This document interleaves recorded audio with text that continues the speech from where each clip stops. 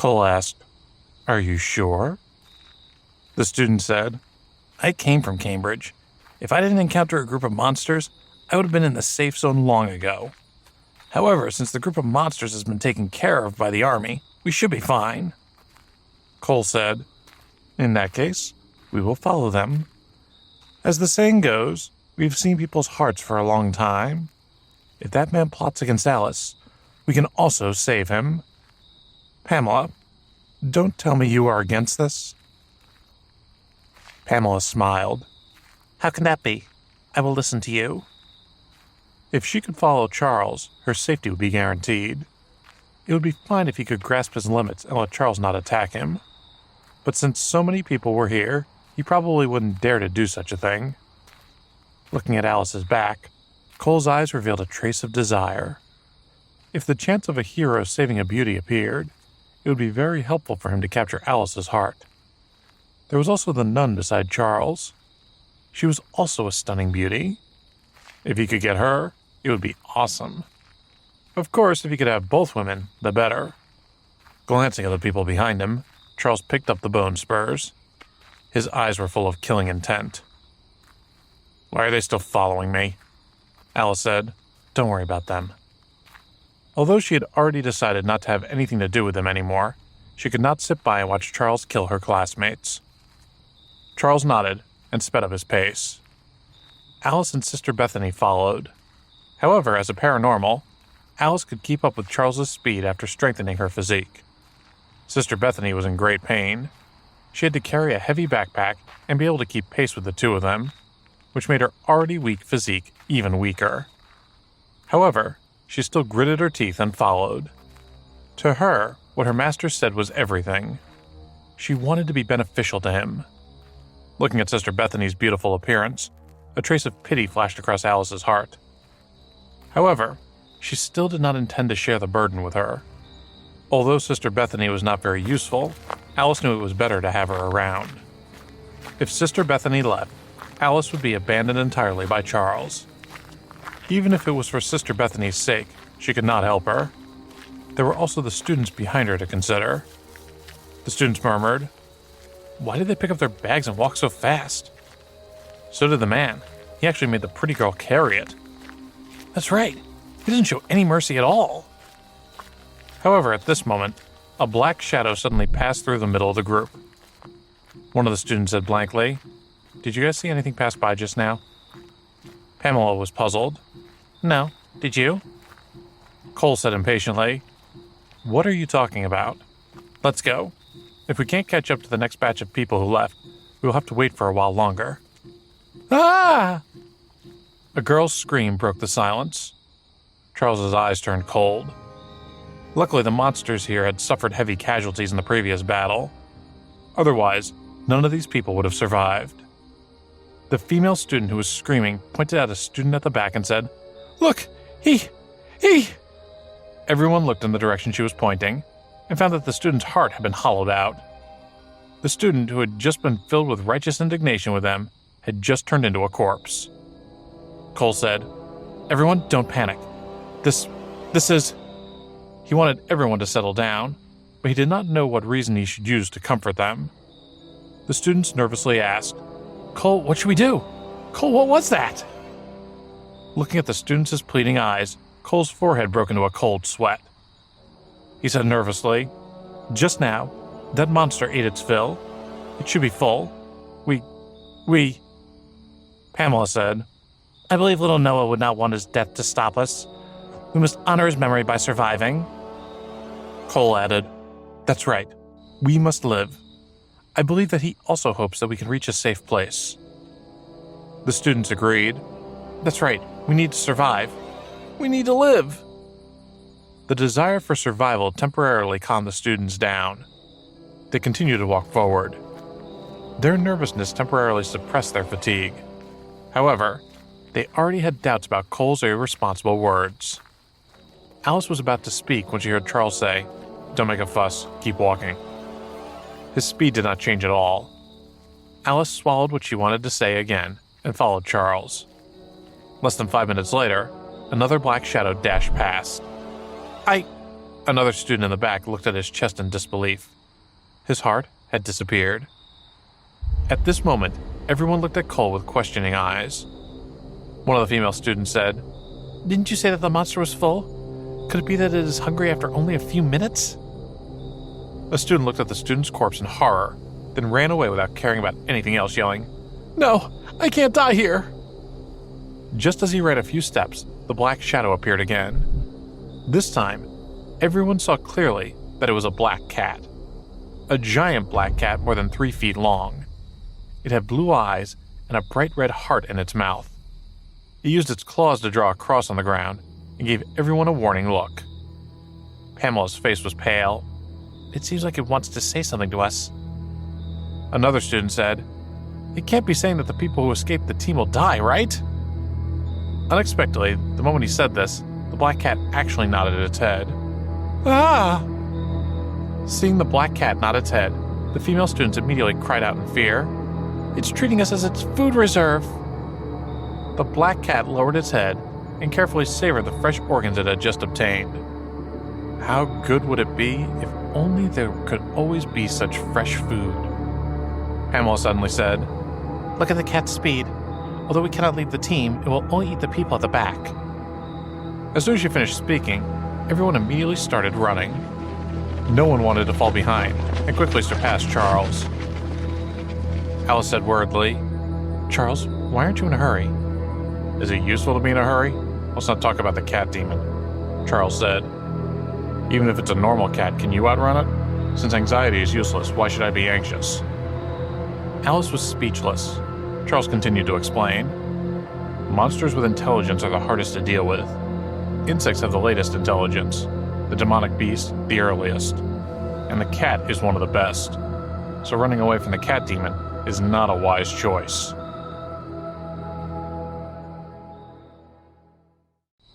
Seeing the two of them chatting casually, the students surpassed them, looking at them with ridicule. "At this time you're still thinking of chatting? Let them be sacrificed later. I hope we can find a safe place in time. I hope they can feed that monster." In their eyes, they had already sentenced them to death. It was just that some people would secretly feel pity for Alice and Sister Bethany. After all, they were two beauties. It would be a pity if they died. However, their lives were at stake. They did not dare to think of anyone but themselves. Alice was also a little nervous, but she still chose to believe in Charles. "So what should we do?" Charles said, "Cats are fast and agile creatures. They are the best of the best when they become monsters, but their bodies are their biggest weakness. So the most important thing is not to be led by the cat. If we take the initiative to attack, we will be the ones to die." Even paranormals did not want to face agile creatures. Even when facing super large creatures, there was still a way to run. However, when faced with creatures with great dexterity, they would be sentenced to death if they could not defeat them. Charles continued, "And therefore the only chance for the cat demon to reveal its weakness is when it attacks. The only way we can deal with it is to wait until it can't take waiting anymore. When it chooses us as its target, we will attack. There will be just one chance." Of course, there was another way. That was to use a large number of long-range attacks to cover fire. But since there was no such opportunity now, there was no need to say it. Alice nodded and remained vigilant. She was ready to release magic at any time and waited for the cat to approach. This was a battle of patience and willpower. The cat demon relied on its agile body to comfortably follow everyone. However, it was different for humans. Any time they relaxed, there was a chance that they would be caught. After maintaining this high vigilance for more than 10 minutes, Alice could not hold it in anymore. Could it be that we have to keep this up? This is too tiring. Charles sighed. After all, he had experienced many cruel and dangerous situations, and even he could not hold on for more than 10 minutes. He only said lightly, "Continue to be alert." Alice gritted her teeth and continued to focus on her surroundings.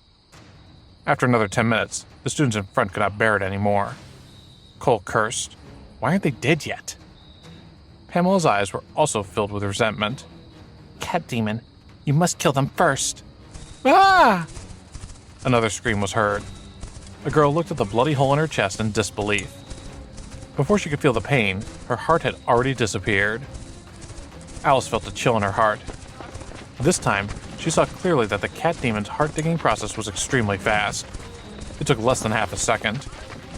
No, it might not even take 0.1 seconds. At such a terrifying speed, if she was not careful, the cat demon's sharp claws would likely tear her throat open. Fighting against such a monster was absolutely a test of one's willpower. If one was careless, the price would be the loss of one's life. Charles was right. If the cat demon's opponent was her, she only had one chance to attack.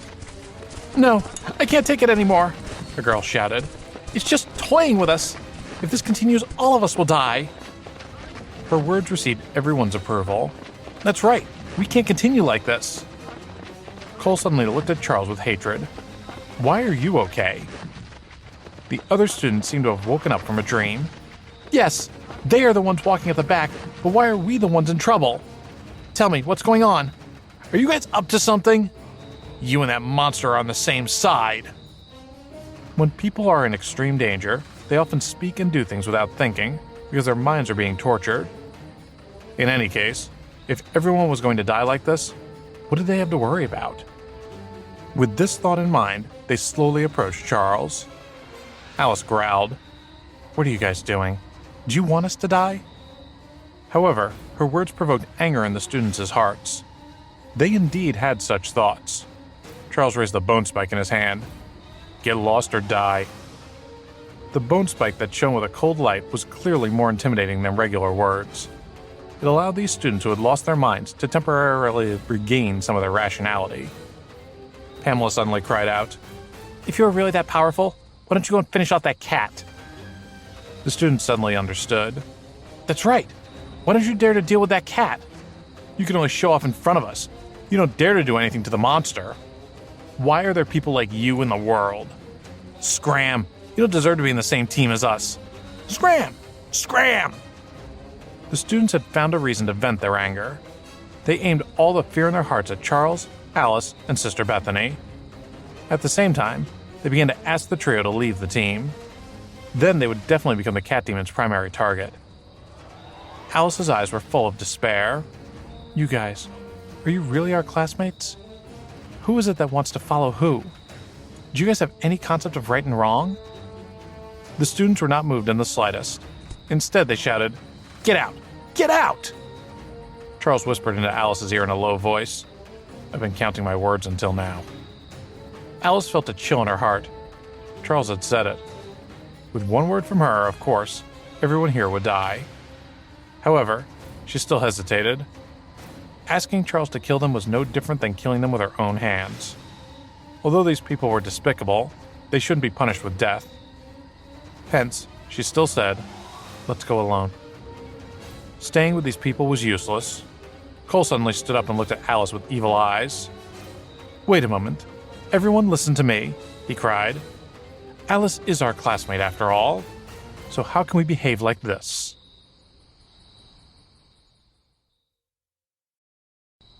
Alice, who was about to leave the team, stopped. She was a little curious. Did Cole's conscience discover this? However, Charles's heart was full of cold laughter. People who like to incite others were usually like this.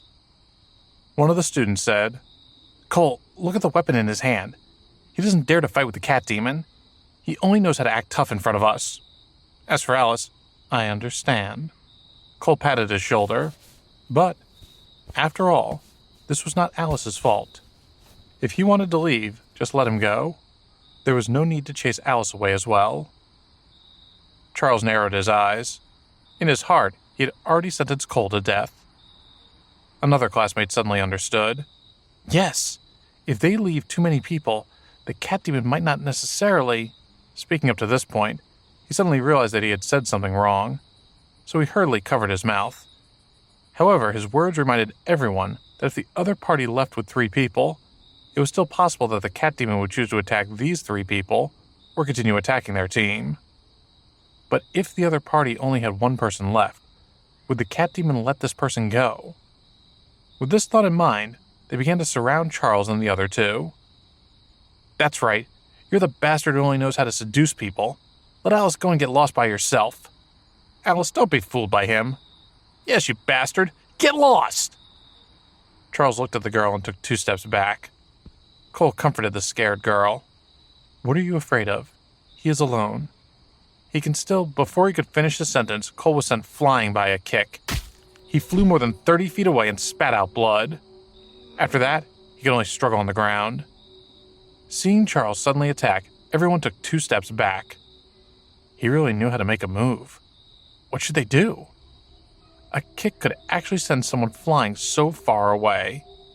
In his hand was a weapon that looked very scary. If he really wanted to attack them, would they be able to defeat him? Even if they could defeat him, what if he was the one who died? For a moment, they had entered a situation where they could not back down. At this moment, the cat demon appeared beside Cole.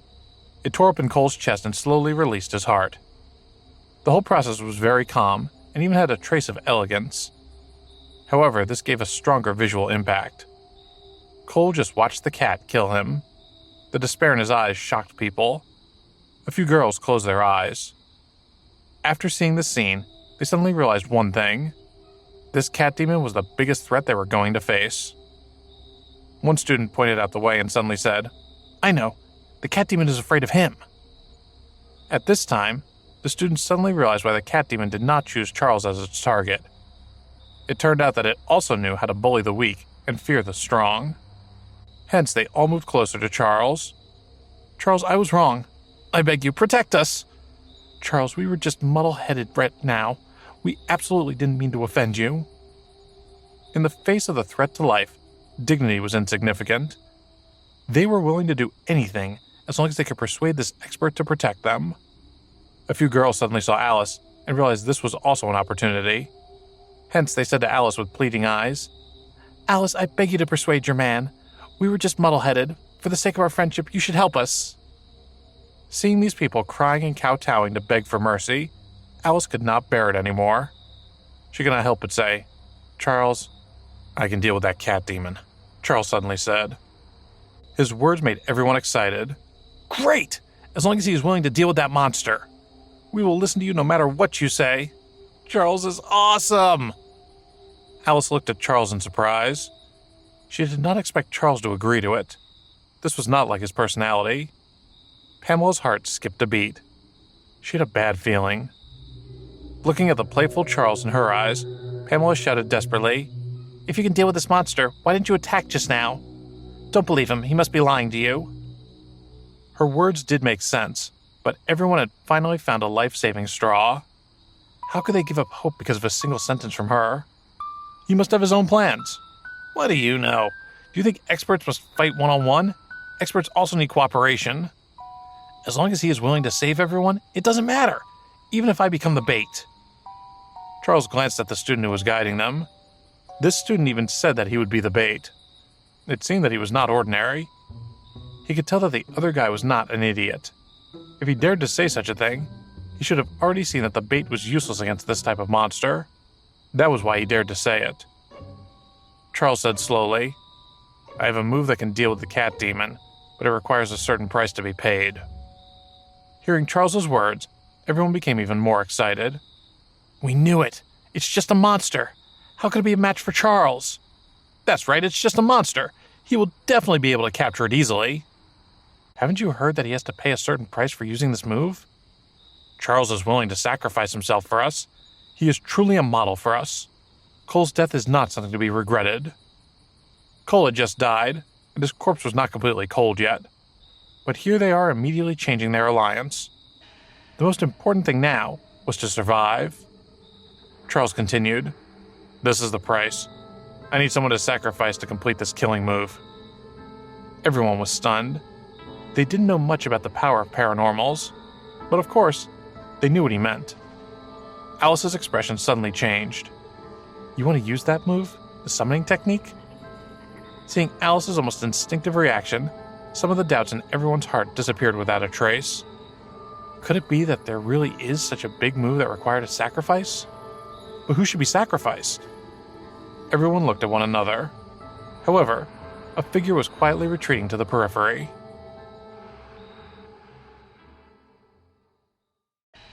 Suddenly, the leader pulled Pamela back. "Pamela, it's dangerous outside the group. That monster hasn't left yet. Isn't it seeking death to leave the team now? Charles looked at this classmate. Previously, he was the one who had guided Cole. He was the first person to remind everyone that the first person to lead the team would die. He was also the first person to show his loyalty to Charles. So now, when Pamela wanted to escape, he was the first person to stop her. He knew that such a quick reaction would make survival easier in the apocalypse because he knew what he should and should not do. However, if a person didn't have enough confidence, it was better to kill this kind of person as soon as possible in case they were tricked when they were in danger. This classmate said, "Pamela, when you were with Alice and the others, didn't you mention a paranormal who protected them? Now tell me if they still need protection." Charles's kick could send people flying more than 30 feet away. In their opinion, this was already an incredible power. How could such a person want someone else to protect them? Another student said, "Pamela, you can't be lying to us, right?" A female classmate said, "Pamela, you must explain to us." Pamela said, "You have no reason to leave the protection of a paranormal. Could it be that you did something wrong to them? No wonder you wanted to put on an act and let us be enemies with such an expert. It turns out that you have such thoughts." The students' hearts were instantly filled with anger. "Pamela, you were too selfish." "I told you, Alice has always been a quiet girl. How could she be that kind of person?" "Yes, you actually made us misunderstand our classmate." "I didn't expect you to be this kind of person. You didn't tell us that this Charles is an expert. We almost got into a fight with him. If we had a conflict with him, we might all die. So you actually want to kill us. People like you should go to hell." Pamela's face turned pale when she saw her classmates questioning her with righteous indignation. She knew it was useless to say anything at this moment because she did not have the strength to save them.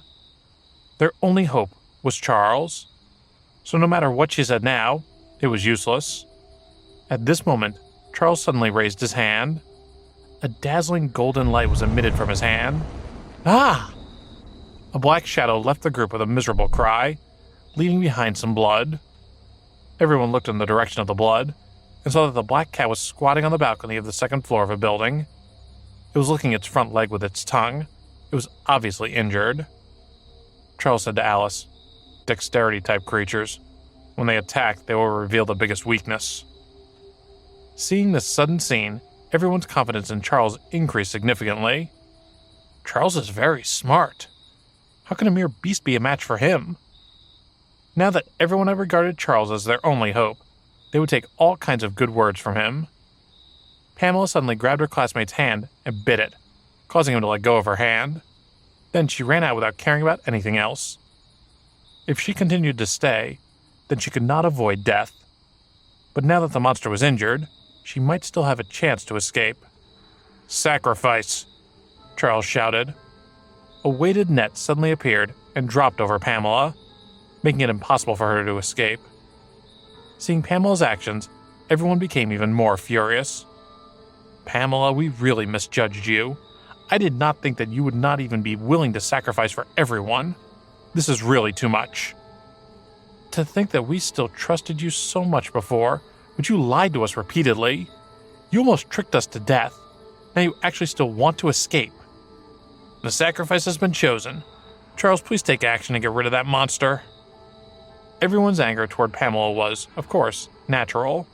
But compared to the irritation of deceiving them, this anger was more because Pamela was not willing to sacrifice herself for them. Seeing everyone sacrifice their companions without hesitation, Alice only felt a wave of nausea. These people had just followed Cole's and Pamela's lead, but now they had sold out Pamela. The next time they encountered danger, they would send someone to sacrifice. Sister Bethany suddenly said, "If I need to sacrifice a life to save everyone, I am willing to sacrifice myself." Pamela's eyes revealed hope. But unfortunately, she could not say anything now, so she could only struggle and shake her body. Charles said coldly, "I don't agree." The student said, "That's right. Pamela deserved it. She deserved it if she died. She shouldn't have implicated innocent people. Yes, Pamela will die. We cannot sacrifice innocent people." What kind of joke was this? What if Pamela survived and hated them? They did not want someone who already had hatred for them to survive. Pamela's eyes gradually turned despairing. Sister Bethany wanted to say something, but was stopped by Alice. If you want to sacrifice yourself, there are plenty of opportunities. Sister Bethany nodded. If the next time Master needed sacrifices, she would be by her side so she could assist him. At this moment, she had found the meaning of living. Pamela stared at Alice with eyes full of hatred. She had always been jealous of Alice's figure and appearance. To prevent Alice from stealing her limelight, she had framed her repeatedly. She even found people deliberately bullying her. Finally, she stood before Alice to comfort her in the name of good sisters. In the end, with her efforts, Alice had successfully changed from a cheerful girl to an introverted, quiet girl. Initially, she thought that after entering university, she would be able to get rid of Alice. Still, she had not expected that Alice would be the reason that she would die. Charles's voice suddenly entered Alice's ears. Guilt is the biggest culprit that causes people to fall into darkness. The person she hated the most before she died was not the one who killed her, nor was she the one who betrayed her classmates. She was the only person who could make her feel guilty, which is also you, because you are the only person she cannot repay. Alice's heart was already filled with sorrow. In this short period of time, she'd already witnessed the world's coldness. Unexpectedly, Pamela, who had revealed her cruel true colors, did not differentiate between right and wrong. Cole had planned to sacrifice Charles and suffer the cruelty of his classmates in the end. These scenes had made her utterly disappointed in her so-called classmates. The cat let out a beast-like roar before leaping onto the road. However, just as it landed, a few black pillars of light suddenly rose around it and formed a black cage, sealing it within. The black cat desperately grabbed onto the black cage, but no matter how hard it tried, it could not break free. Meow! Its eyes were suddenly filled with pleading. It used a pitiful tone to cry at Charles. Its pitiful appearance almost made people forget the cruelty of killing the students. Now do you know how to meow normally? Unfortunately, it's too late. Charles sneered and approached the cat. The cat trembled and looked at Charles. Meow. Unfortunately, Charles was immune to human cries, let alone a beast that had just killed a few people. He mercilessly harvested the black cat's life and absorbed the crystal core. When the black cat was killed, the students immediately cheered. Great! This monster is finally dead! We're safe! Long live Charles! Charles was their hero. As for Cole, who was he? Charles came to the side of the student leader and asked, "What is your name?" The student felt a chill on his back. He had a bad feeling, but braced himself and said, "My name is Aaron Taylor." Charles did not say anything. He only said to Alice, "Let's go." His act of asking for his name just now was a spur of the moment and did not have any special meaning. Aaron felt a chill in his heart. He could not figure out what Charles was thinking. He did not know if it was because Charles was interested in him or because he was afraid of him. After dealing with the black cat, his classmates had a new understanding of this dangerous world. If he did not have the power to protect himself, it would be meaningless to kneel and lick someone. Only by following the strong could one have a slim chance of survival. The group then set off and quickly arrived in front of the forest. There was a stone road in the woods. Vehicles were not accessible, but ordinary people could still pass through. However, after walking for 2 hours, everyone began to suffer, especially those girls whose bodies were relatively weak. They were even more miserable now. However, Charles didn't slow down, as if they didn't exist. A girl mustered up her courage and came in front of Charles asking, "Can we rest for a while?" Charles looked at her coldly and said, "I did not force you to follow me. If you must rest here, then you can stay." After saying that, he walked past the girl and straight ahead. Sister Bethany was squeezing her feet in the back, but looking at the surroundings, she still silently followed. A boy with a more muscular body came to Sister Bethany's side and said, "I'll help you with your pack." Sister Bethany looked at Charles, then shook her head and continued walking forward. Seeing Sister Bethany's actions, everyone couldn't help but have some guesses. Could it be that Charles was deliberately abusing this beauty? After all, they knew that some people had strange quirks. Charles had always been cold to people. Perhaps he was one of them. This made them even more determined to part ways with Charles once they reached their destination. After passing through the forest, they finally saw the city's buildings. They couldn't help but cheer. "Great! We finally arrived at Cambridge! We're almost safe." Charles's eyes turned cold when he saw everyone cheering. "Shut up." A girl muttered in a low voice, "You don't even let people talk? This is too overbearing." The others were a little angry, but didn't dare to say anything. However, at this moment, everyone suddenly heard a buzzing sound. Charles said, "I don't know how you all managed to survive until now, but many monsters rely on their hearing to find prey that is hiding. The louder the sound, the faster they die." At this moment, everyone could clearly see the true nature of the sound. It was a swarm of bees.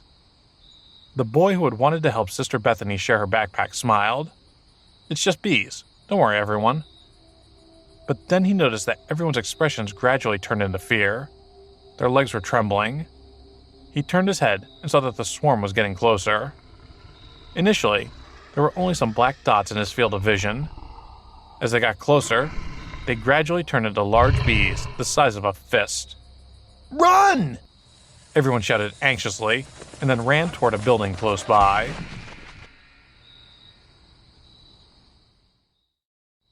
Seeing the swarm, even Charles couldn't help but frown. "Wet their wings, but don't kill them," Charles ordered Alice.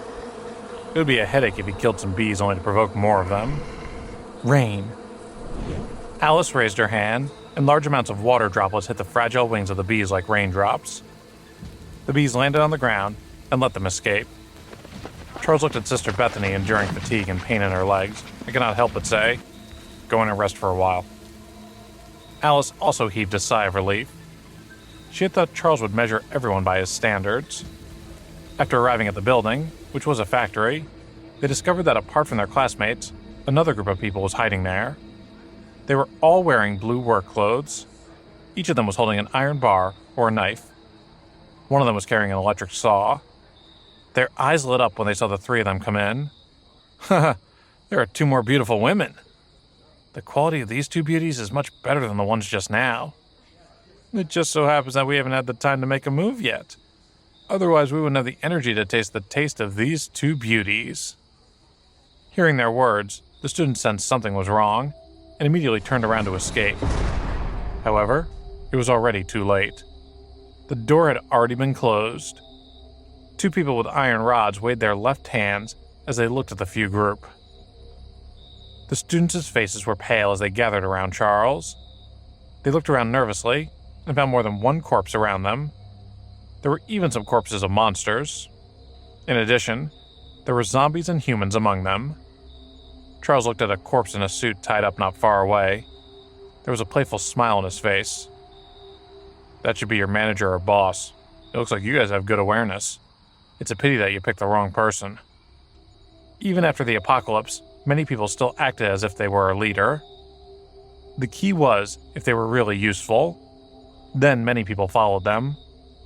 Of course, this was because most people had the mentality of blindly following others. When they were afraid, as long as someone pretended to be confident and focused, they would immediately call for help. Countless people have been killed by this kind of blind surrender. Charles himself had seen it many times. In comparison, these people were more adaptable.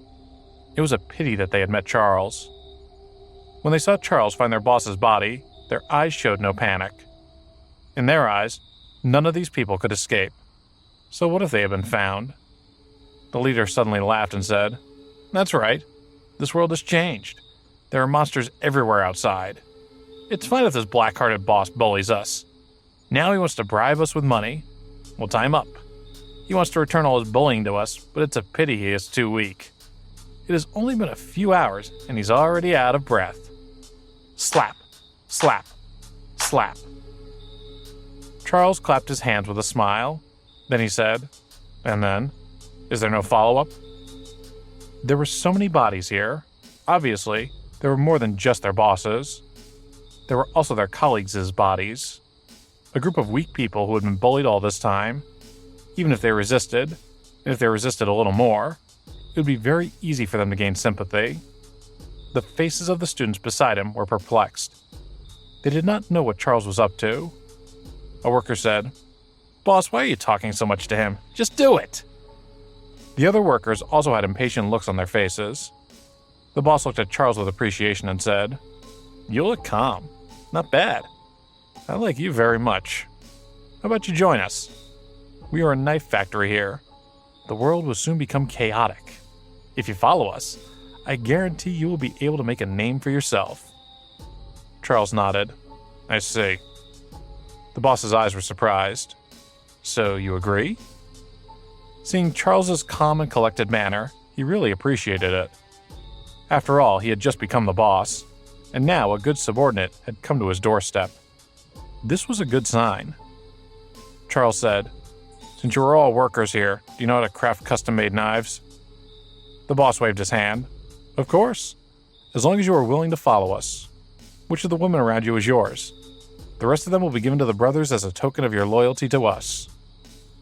As for whether or not he would really let Charles's women go, that was uncertain. Even if he had this thought now, time would change a person. But unfortunately, in this post-apocalyptic world, it was easy to change a person's mind. Hearing the boss's words, the surrounding brothers finally relaxed. "Haha, these female students are also young. They're much better than the boss's girlfriend. I suddenly feel that this kind of life seems pretty good, too. It is much better than the old days. This time, everyone must be careful not to tire them to death. Don't worry. Last time, there were only 2 of them. We didn't kill them because we didn't have enough of them. This time, there are so many female students. So even if 1 or 2 die, it doesn't matter." There were so many girls here. It was enough for them to split. It wasn't a rule. Everyone only had one, or one person could only play with one woman. The students' faces were pale, especially the girls'. They looked at Charles with worried eyes. They were afraid that Charles would agree to trade them for weapons. Alice also looked at Charles nervously. She'd experienced Charles's ruthlessness personally, but would Charles really treat women as goods? "I think you guys misunderstood something." Charles took a step forward and said, "If a person between us wants to be the other party's little brother, then I think this person should be you, not me. It is your honor to be able to be useful to me. Don't waste this hard-earned opportunity." When the leader heard Charles's words, his eyes turned cold. "We are asking for a toast, but you are looking for a punishment." 2 lackeys approached Charles with knives in their hands. They had cruel smiles on their faces. "Kid, we were just worried that we wouldn't be able to taste these most beautiful women.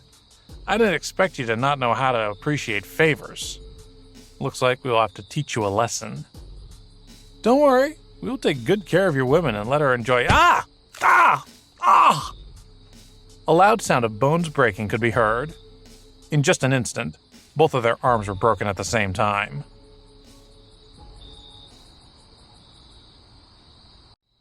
"Ah! You actually dare to hurt us! Boss, my arm! Boss, help me take revenge!" The 2 of them cried out in pain. The pain from their broken bones made them wish they were dead. Charles said, "Don't worry, it can still be used after it is healed. Later it will be useful to you. Take this opportunity. Otherwise, you will lose your life next time." As he spoke, he patted their arms and made 2 loud screams. The 2 of them could not help rolling on the ground. The leader of the group had a proud look on his face. "You are very skilled. I admire you very much. Unfortunately, you do not know anything about strength, but I will let you experience true strength."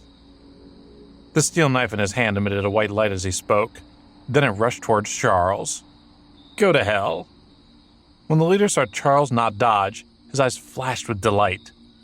The workers in the factory were blind devotees. The boss waved his arm, and everyone followed him. He had awakened his superpower. Therefore, he thought of himself as the chosen one. So the first thing he had done was resist and kill the boss and all the people around him. Then he had taken over the place with his co-workers. In the apocalypse, fists were power. His knife could even cut through steel. What about an ordinary person? He wanted to see the man in front of him be cut in half by his knife. Although it was a pity that such a man would die like that, it would be cool to see. However, as his saber was about to descend, it suddenly stopped. He was shocked to discover that his wrist had suddenly been grabbed. Ridiculous. Charles sneered. Then he kicked the leader away and took his long blade. A mere level 1 paranormal dared to act tough in front of him. He had never encountered any real danger before. Spat! The leader spat out a mouthful of blood. He looked at the man in front of him in disbelief. He didn't understand why someone had such a mighty power. Charles looked at the long blade in his hand. The material is indeed good, but it was ruined by someone. Now, I will give you all a choice. Obey or die. With that, he pinched his fingers and broke the blade. The two people who had been looking forward to their boss avenging them now had their eyes wide open. The surrounding workers immediately knelt on the ground and said, "Spare me! Spare me! We will listen to you. We will do whatever you want us to do." Even the leader had fallen, so what was the point of pretending to be brave? Quickly kneel. Otherwise, it would be a word of death. The other party could snap the steel knife with just 2 fingers. Killing them would simply be as easy as turning his hand over. Charles's eyes suddenly turned cold. He turned around and threw the steel knife. Clang! Everyone looked in the direction where the steel knife had flown. They saw a sneaky man about to run away be nailed to the door by the blade. This kind of hair-raising method frightened them even more.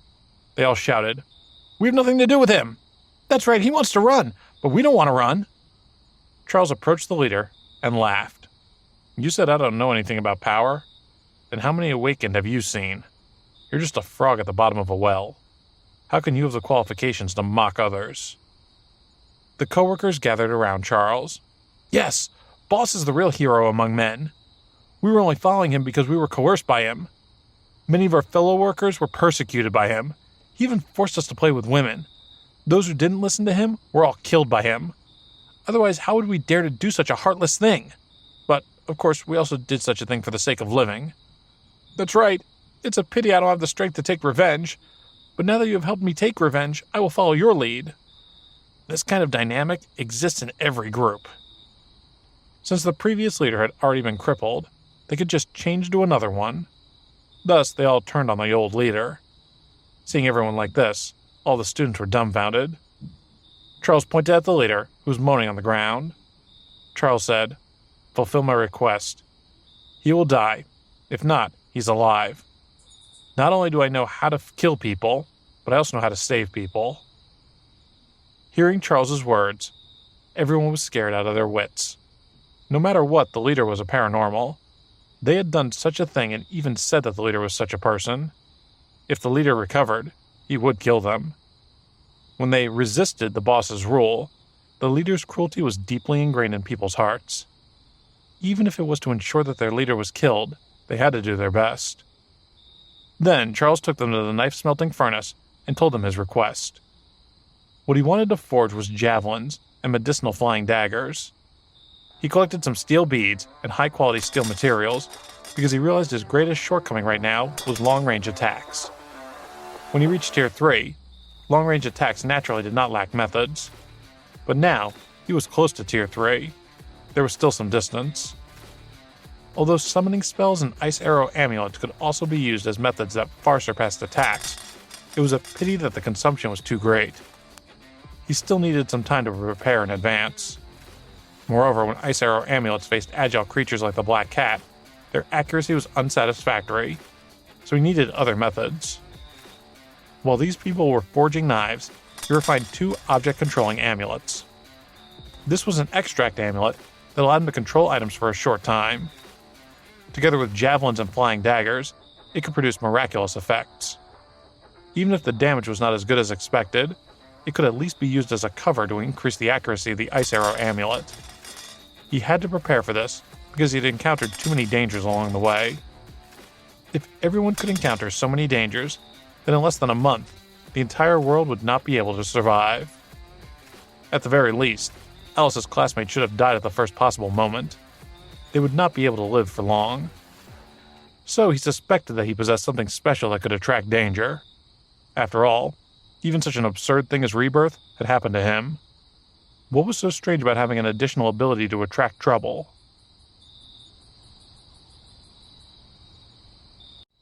The object-controlling amulet is done. After Charles refined the 2 object-controlling amulets, he opened his eyes. At this time, 2 female students suddenly came to his side. They said with admiration, "Handsome, how did you become so powerful? Even a paranormal is not your match. You are really powerful." Their soft hands still moved across Charles's firm chest as she spoke. They were sliding down as they moved. Charles said coldly, "I will give you 1 second to leave my side. Otherwise, you will become a corpse." Not to mention that he was not in the mood right now. Even if he really was, he would at least have to be with Alice first. Moreover, due to their long journey, these 2 girls were already covered in dirt. Compared with Alice, who could shower, there was no comparison. The 2 girls had embarrassed and angry expressions on their faces. Then they left angrily. After refining the object-controlling amulet, Charles injected the power of thunder he had cultivated into the lightning cadaver serpent's body, increasing its recovery speed. A few moments later, a few workers presented what Charles wanted in front of him. They asked with a fawning expression, "Charles, we have finished making it. Do you think this is okay?" Charles briefly checked it, and then his face turned cold. He easily broke a javelin. "Is this the high-end stuff here? Who are you fooling with this stuff?" The spearhead was not even ready. It was simply lousy. Although he could barely use it under the control of the amulet, these people's perfunctory attitude made him want to kill them. A worker was so scared that he knelt down and begged for mercy. "It's not that we can't do it, but the electronic equipment here can't be used anymore. Although the steel furnace can still operate, the precision can't be guaranteed." Charles said, "Since that's the case, you guys are useless, right?" The workers immediately begged for mercy. "Charles, we have done our best." "Do you guys even know how to do manual polishing?" Charles's eyes turned cold. "Besides, sealing weapons is also your basic job. You can't even do the polishing of the spearhead. I really wonder what your factory earns. Even a kitchen knife is not good at this level. If a factory relied on you to work, then such a factory would have closed down a long time ago." The workers had ashamed expressions on their faces. Then they stammered, "The work everyone is responsible for is different." Charles shook his head, stood up and said, "Forget it. Take me to your warehouse to take a look." The workers immediately agreed. Charles went to the warehouse to find some bone pickers and skinning knives. There were also some barbecue grills. After putting them into the storage space, he asked Alice and the others to prepare to leave. After leaving the warehouse, he said to the classmates, "You guys go first. I'll be right behind you."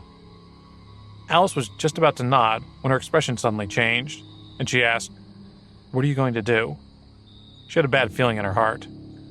Charles said, "They were planning on you from the start. You don't think what they said when they begged for mercy is true, do you? Do you really think they were coerced? Birds of a feather flock together. If this reason is not enough, then adding the crime of dereliction of duty is enough. When these people helped me forge weapons, they were all beaten under the threat of life and death. It can be seen that there is no way to complete their own work during normal times. This kind of factory is simply unable to make profits. Since the factories couldn't make profits by relying on them, they could only make profits from the people they killed. Those who don't even know how to polish but can stay in the factory, it can be imagined what kind of people they are normally. There will always be some connections and old oil men who rely on bullying newcomers to live and maintain their high and mighty status. If Charles had wanted to kill them initially, he would have. Now that these people had killed those who had worked honestly, it would be their last death warrant. They were originally people who had committed crimes and then had designs on the women around them. They were still of no use to him. They'd even killed those who could be of some use to him. What was the point of keeping such people? Alice's eyes were filled with pity. But do they deserve to die? Charles asked, "What would have happened if we didn't come in after the students? Have you thought about it? The body's on the ground and the body of a woman. Who did it?" Then he sternly urged the students, "Hurry up and leave." Alice was stunned. Looking at their expressions, she finally gritted her teeth and left with them. She knew Charles did not want them to see the bloody killing scene. This was the boundary he could set for himself. Otherwise, he wouldn't even need to beat around the bush. After sending off the students, Charles collected many items even more brazenly. The workers looked at Charles's actions and were dazzled. "He is awesome. I didn't expect that he would have such a move. Is this a legendary space ability? He's amazing. As long as we can follow him, we will definitely be able to enjoy a good life. Seeing everyone's skilled bootlicking movements, Charles smiled and said, "This ability of mine needs to be kept a secret. Can you help me keep it a secret?" The workers patted their chests and said, "Of course. We can do anything as long as you give the order. It's such a simple thing to keep it a secret. We are the most secretive. It's no problem. His words are our command." A cruel smile appeared on Charles's face. "Is that so? Then I can rest assured." Then the flying dagger that these people had forged slipped out of his hand. Only the dead could keep it a secret. A minute later, Charles left the factory. Behind him, a steel furnace quietly collapsed. The boiling flames inside poured out, burning everything nearby. The monstrous flames quickly consumed the entire factory. No one cried out. No one put out the fire because all the lives inside had been harvested by Charles.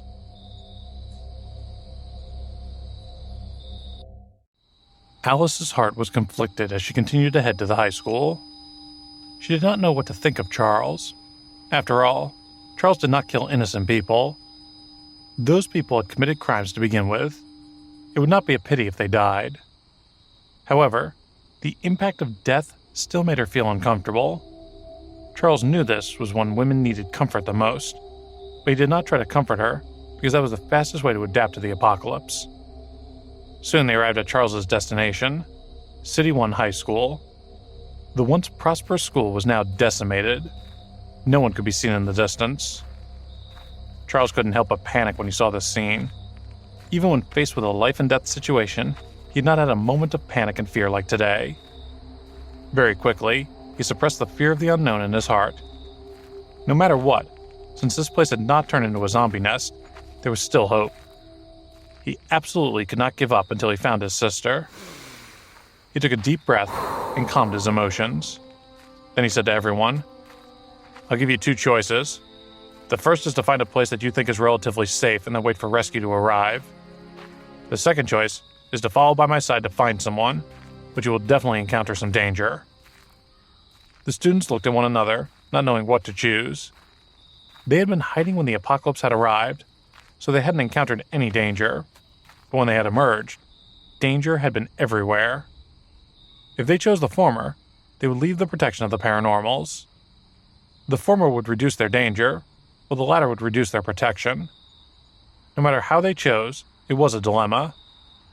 A girl weakly said, "I want to continue following him, but my back is aching and my legs are hurting. There's no way I can continue walking." The other girls started to complain as well. The nervousness of an unfamiliar environment could stimulate the potential of their bodies.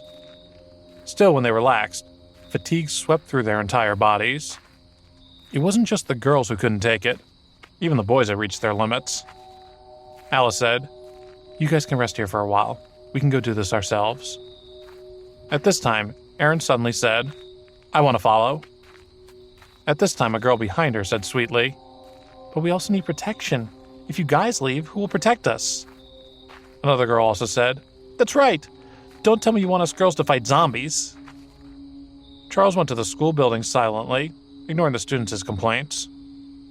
After searching the school building, Charles went to the dormitory building. When he arrived at the dormitory building, he saw that it was locked from the inside. This made him a little surprised. After all, this meant that there were survivors inside. Of course, he subconsciously ignored the situation where monsters and turtles were in a jar. After all, even he didn't want to use the worst possible outcome to guess his family. He used his power of thunder to sense and found a group of people huddled together in a dormitory, not daring to make a sound. He used his power of thunder to condense a key and then unlock the door.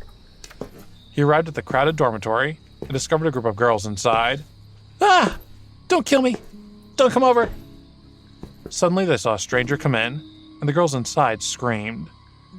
Charles saw two trembling female classmates and cried in surprise. "Penelope Wright, Harper Allen? You guys are here too. I am Charles, Lena Federer's older brother." These two classmates were also his younger sister's friends. They had once gone to play at his house. Although they were not very familiar with each other, they could be considered to know each other. The two girls opened their eyes. When they saw Charles, tears flowed down their faces. We were scared to death. There are man-eating monsters everywhere outside. We thought we were discovered by the monsters, too. You really scared us to death." Charles glanced at everyone, and then his heart sank. He said with some trembling, "How is Lena?" "She is fine. Yesterday there was an army to cover the evacuation of the people. They said they wanted to leave the city and go to a safe place because there were too many monsters outside. So the first batch of people to evacuate would most likely encounter a lot of monsters. We wanted to wait for the large group to come over, so we didn't follow them." After listening to Penelope's words, Charles sighed in relief. Since the worst hadn't happened yet, he did not want to experience the same pain as he did in his previous life. Then he asked Penelope, "Then do you know where those people went?" Harper said, "I heard that they went to the vicinity of Montreal, Canada, and said that they wanted to build a fortress city there. However, building a fortress city requires a large number of people. This is also why we are not willing to go in the first batch." Near Montreal, Canada. Charles knew that the original structure of the city was not enough to guard against many unknown dangers. Therefore, he had to go through some notable changes. It was built near the military district and had already begun construction. However, considering the construction cost and speed, it had to be built in the original city or pure foundation. It was best to have the ancient city wall, which could save a lot of energy.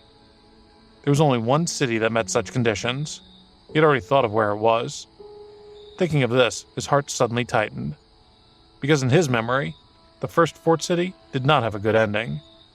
Because of the lack of experience, after the third day of construction, this fort city was attacked by a swarm of insects. When the army support arrived, this fort city had already suffered heavy casualties. However, it was still early for a large-scale attack of the insects. Therefore, it was still very safe there at the moment. Since it was safe there, he could pick up his parents along the way. In the end, he took out some bread and sausages and handed them to the two. "Thank you for telling me where Lena is. These are for you." Their saliva flowed when Penelope and Harper saw the fragrant bread. Thus, they disregarded their image and pounced on it. They snatched the bread and started to eat it in big mouthfuls. At this time, the girls who were initially afraid of Charles's arrival also had their eyes lit up. They had not eaten anything for a day. They could only rely on drinking water to alleviate their hunger. Although there were still some snacks, they could not endure the presence of more than a dozen people here. Soon they had finished distributing the food. Hence, a girl said to Charles in a spoiled manner, "Handsome, can you give me some food? I'm already starving." "That's right. Look at the big bag behind you. There must be a lot of delicious food inside. Give us some. We are almost starving to death."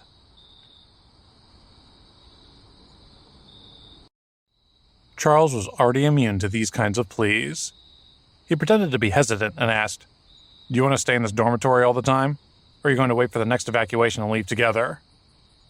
A girl quickly said, "According to the information the army sent us yesterday, the next evacuation has already begun. This time, whether it's the scale of the evacuation or the number of people retreating, it's far larger than the last. We definitely can't miss this opportunity." Charles nodded and said to Penelope and Harper, "If you guys also want to wait for this retreat, then you guys can stay for the time being." "Right, these are for you guys." With that said, he took out some things from his backpack and handed them to the two. Penelope swallowed a ham sausage and choked with sobs. "Thank you, Charles. You've been so good to us." Harper was concerned. "Aren't you going to wait with us?" Charles shook his head and said, "I have something to do," he said. "I'm leaving now." With that, he closed the dormitory door. After the door was closed, the girl approached Penelope and said, "Penelope, are we good sisters?" Penelope looked at the food in her hand and thought for a while. Then she smiled and said, "You are all our good sisters. This food should be shared by us. However, there's a little bit of food here. There is no way for all of us to be full. I hope that all of you do not mind." Harper's eyes flashed, but she still did not say anything. She left the 2 pieces of bread and 2 water bottles safely, and then began distributing them.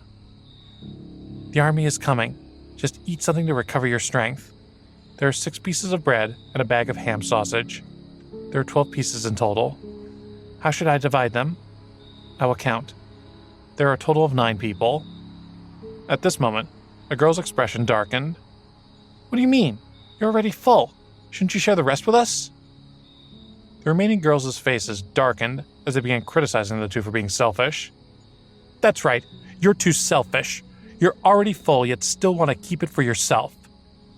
How do you know he left all these things for you guys? So perhaps this is for all of us to share?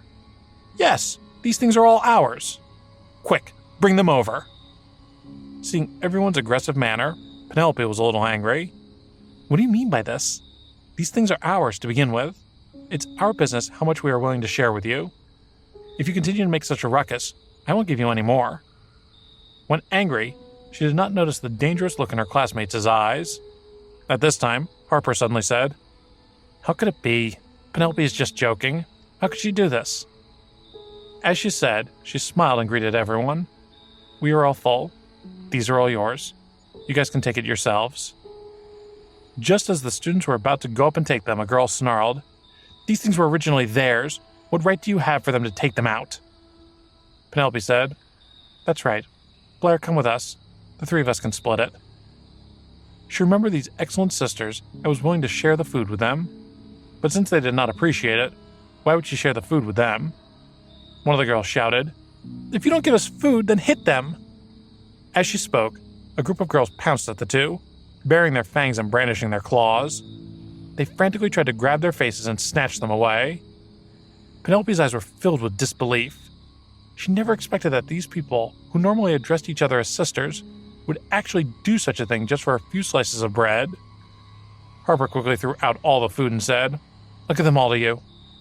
Then she quickly bypassed the pillar of the bed and dodged the students' attacks, preparing to escape. "Give it to me! This is mine! You dare to snatch it from me?" The girls, who usually showed a weak side in front of others, actually started to fight for some food, disregarding their relationship as sisters. Just as these people were crazily fighting for food, the dormitory door suddenly opened again. Charles and Alice were standing at the dormitory's entrance, but did not leave. Seeing Charles suddenly appear, everyone's movements froze. The scene of fighting suddenly stopped. Clearly, this scene was very indecent. At this moment, a girl's eyes turned and she shouted, "They must have more food on them!" Hearing this, the girl's eyes lit up. "Even if it's a boy, he's only one person. They don't have the advantage in numbers. Let's go!" So, under the temptation of food, these girls pounced on Charles and Alice like wolves and tigers. However, they bumped into a water screen shield. "Yeah! What is this?" "She's a paranormal." The girls were terrified when Alice showed her ability. Charles took out a handful of steel balls and threw them out. They were the steel balls he found in the furniture factory. It was just a spur of the moment, but they were useful when it was not suitable to kill someone directly. "Ah! Help! Don't do it! I made a mistake!" If Charles had used all his strength, none of these people would survive. But because Penelope and Harper were Lena's friends, he did not let them see blood. However, after the steel beads swept across, there were only 3 people left standing in the entire dormitory. They started fighting for a few pieces of bread. It's really a relationship between plastic sisters. Charles laughed. They only starved for a day, and that's all. What will happen if they starve for a few more days? Blair Clark suddenly shouted at Charles, "It was you who gave us the food that made us become like this. We would not be like this if you did not give us the food. Why did you not leave? Were you watching the show from the side? You did it on purpose." Under her responsibility, even Penelope looked at Charles with suspicion. Charles did not back down from her accusations. "Of course I did it on purpose, and I knew this would happen. But as long as you still have food in your hands," he said, "as long as these people are still by your side and there's unequal food distribution, this kind of thing will continue to happen." As he spoke, he said to Alice, "Testing human nature is a very dangerous thing to begin with. It can cause the brothers and sisters to immediately turn against each other. However, unless you are determined to abandon everything useful to others, the things that test human nature will continue to happen and will not change because of your will." Then he said to everyone, "I'm not telling you all this to not have any bottom line. I just want to tell you that you must not forget to guard against the dangers of the human world at any time."